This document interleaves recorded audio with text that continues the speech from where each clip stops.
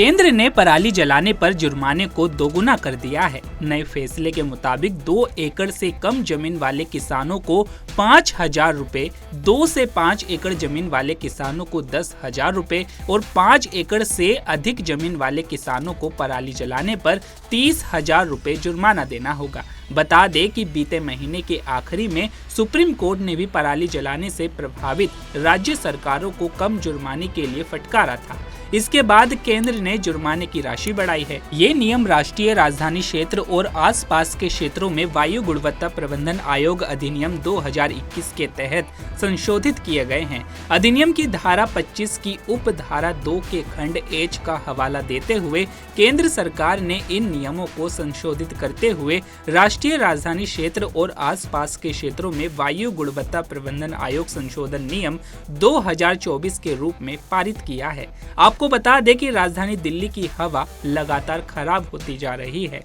हालांकि हवा में कुछ सुधार जरूर हुआ है, लेकिन दिल्ली में अब भी प्रदूषण का स्तर बेहद खराब स्थिति में बना हुआ है।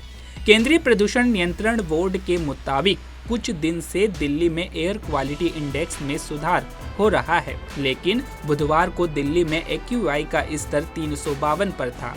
AQI का स्तर 301 से 400 के बीच रहने पर इसे बेहद खराब श्रेणी में रखा जाता है। अगर AQI का स्तर 400 के पार हुआ तो इसे गंभीर माना जाता है। दिल्ली में हर साल की यही कहानी है। सर्दियां आने से पहले ही प्रदूषण का स्तर बढ़ने लगता है और दिल्ली की हवा दमघोटू हो जाती है। प्रदूषण कम करने के लिए तमाम उपाय अपनाए जाते हैं। इन उपायों में पराली जलाने पर जुर्माना भी शामिल होता है।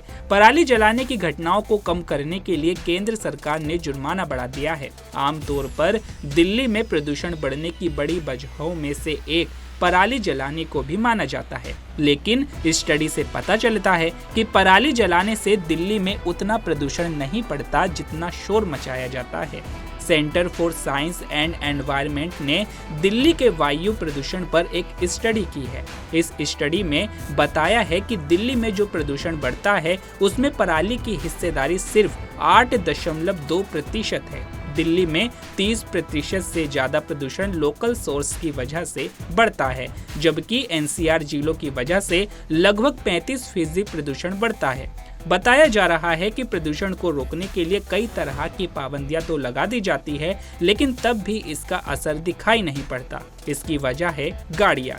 स्टडी में सामने आया है कि दिल्ली में प्रदूषण के स्तर में सुधार न होने की वजह गाड़ियां है। गाड़ियों से निकलने वाले धुएं की वजह से हवा में PM 2.5 का स्तर सबसे ज्यादा बढ़ता है। हवा में PM 2.5 का स्तर बढ़ाने में गाड़ियों से निकलने वाले धुएं का योगदान 51.5% होता है।